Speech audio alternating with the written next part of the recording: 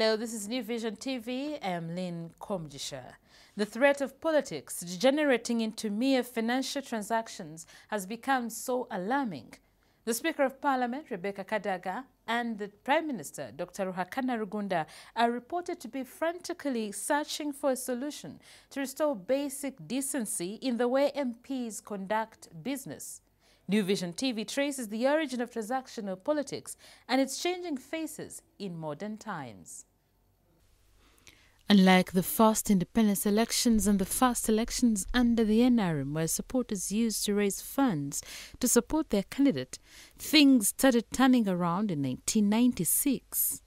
After a transaction-free presidential election, in which Yoweri Museveni defeated Paulo Semogere, the subsequent parliamentary elections shocked the nation with the levels of corruption and bribery involved. In constituencies where two leading candidates had both supported the same presidential candidate, it was possible because multipartyism had not been restored. The election rigging was so wild that far more voters were recorded than had voted for the presidency or than were registered. Since then, elections have become increasingly direct transactions between candidates and voters that enormous amounts have to be spent on inducements, which are officially illegal but have become the order of the day at all electoral levels.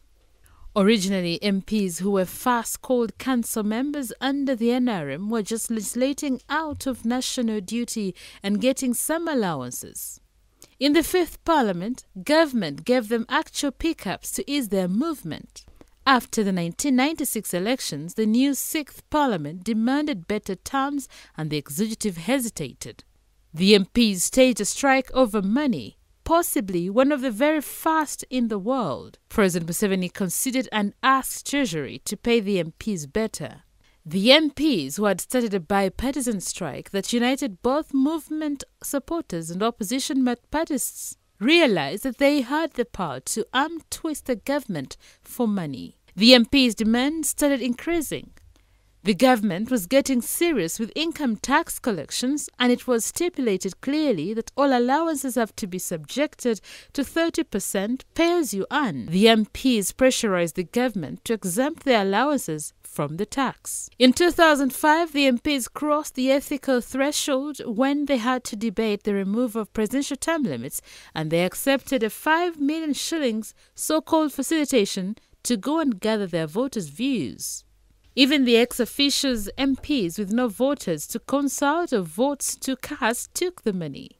MPs had reached a point of no return. After lifting the term limits, MPs started expecting facilitation for consultation before passing contentious bills. The figures grew to 20 million when they were recalled from campaigns to pass a supplementary budget at the end of 2010 before the 2011 elections. Some, like Susan Nampija from Lubaga South, stuck to their principles and returned some monies when they found them deposited onto their accounts. Things became worse when caucus meetings of the ruling party would not progress before the party chairman listened to MPs' woes of being debt-ridden. MPs started expecting to have their personal debts paid for them. All along, the Parliamentary Commission has been fighting to have MPs' emoluments improved.